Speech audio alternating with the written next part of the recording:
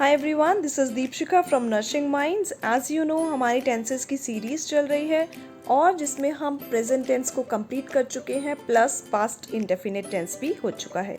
तो आज हम उसी सीरीज़ में कंटिन्यू करने वाले हैं और आज पास्ट टेंस का नेक्स्ट पार्ट करने वाले हैं, that is past continuous tense. अगर आपने present indefinite, present continuous, present perfect continuous and past indefinite tense in 5 tenses की वीडियोस नहीं देखी है, इन 5 टेंसेस को नहीं सीखा है, तो आपको इनके लिंक डिस्क्रिप्शन बॉक्स में मिल जाएंगे। Please like this video, share it with your friends and do not forget to subscribe to my channel if you have not yet subscribed. So without wasting much time, let us start. So this is past continuous tense. The past continuous tense is used to indicate an action that was happening in the past continuously for a period of time.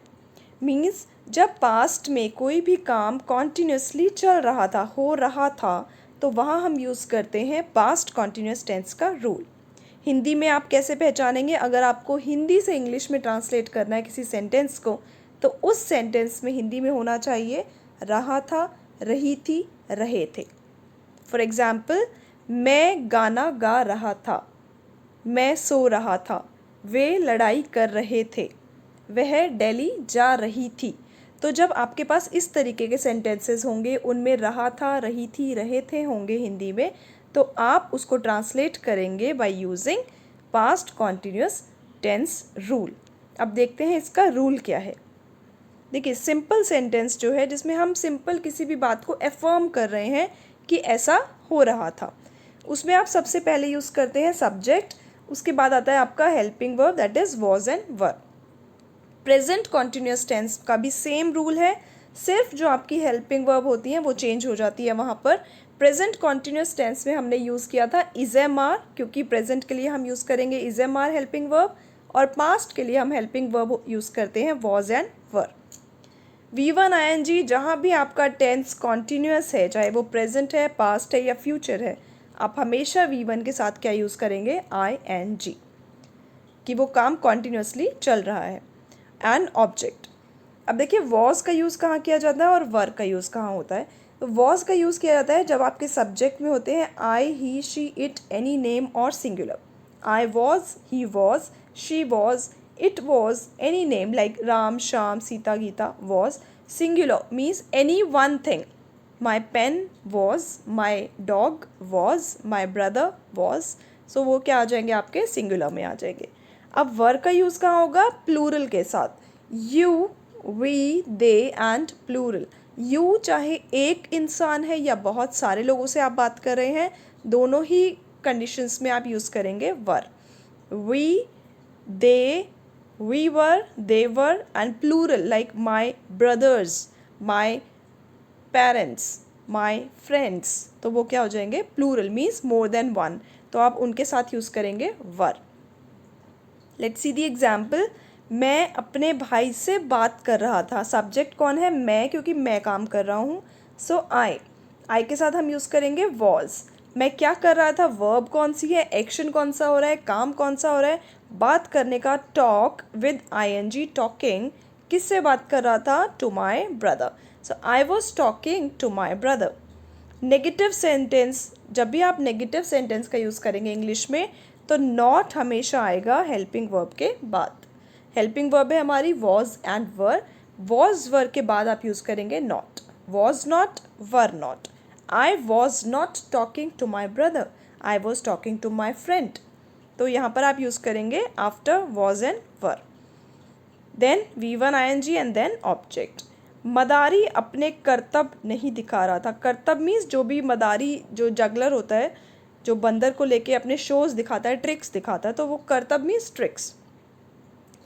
मदारी को English में बोलते हैं juggler. The juggler was, अब एक juggler था इसलिए हमने use किया was because he was singular.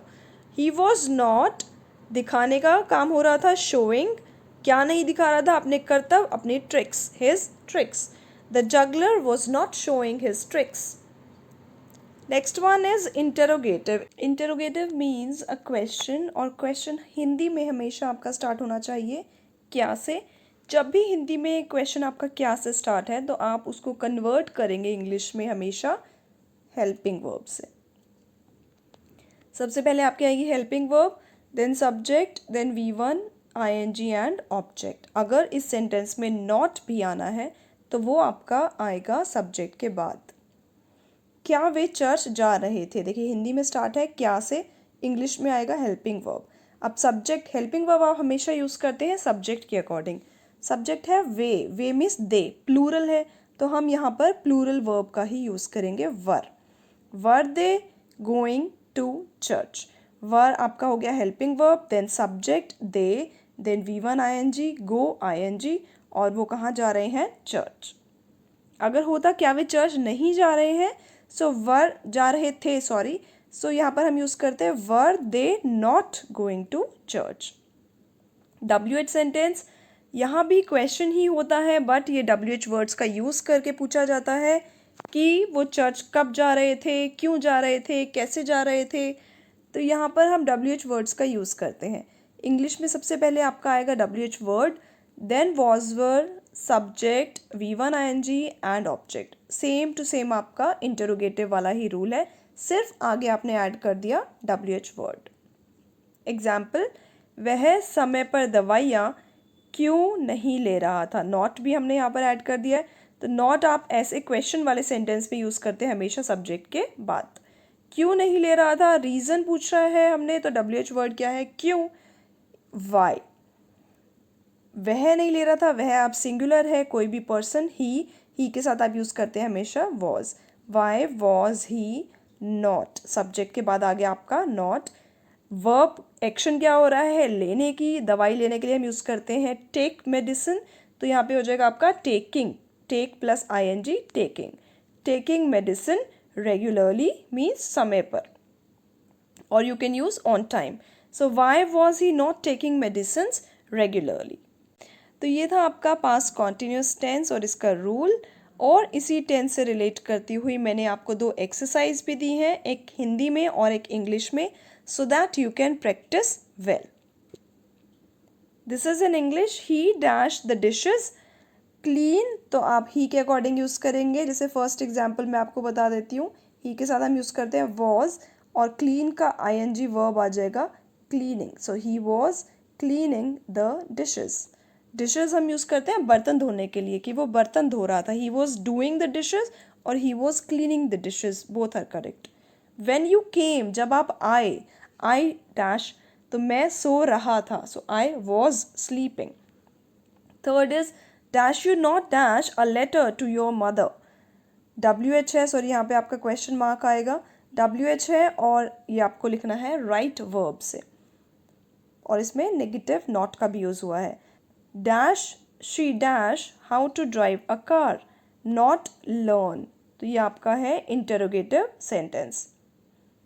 Dash you dash a new house, buy, खरीदना, तो ये भी आपका इंटरोगेटिव सेंटेंस है, इसको आप हेल्पिंग वर्ब को आगे यूज़ करके बना सकते हैं। Next exercise we have in Hindi, मैं परीक्षा की तैयारी कर रहा था, परीक्षा हो गए आपके एग्ज़ाम्स, तैयारी करना प्रिपरेशन, सो प्रिपेयरिंग हो जाएगा उसके लिए। बच्चे नदी में स्नान कर रहे थे, नदी हो गया रिवर, स्नान करना बेद, BATHE। एक होता है आपका बाथ, BATH। दोनों में डिफरेंस है, वो मैं आपको नेक्स्ट वीडियो में बताऊंगी। वे गलत दिशा में नहीं जा रहे थे, गलत दिशा मीन्स रॉन्ग डायरेक्शन। क्या तुम आइसक्रीम नहीं खा रहे थे, खाने की हो जाएगी यहाँ पर ईट। वह कार साफ क्यों नहीं कर रहा था, कार साफ करने की हो जाएगी क्लीनिंग द कार। तो ये सेंटेंसेस आप इंग्लिश में ट्रांसलेट कर सकते हैं, प्रैक्टिस कर सकते हैं, and you can write it in the comment section also. I am going to see all your comments and I am going to reply as well. So this was all for today. Thanks for watching this video. We'll be back soon with a new lesson. Till then, take care. Bye bye.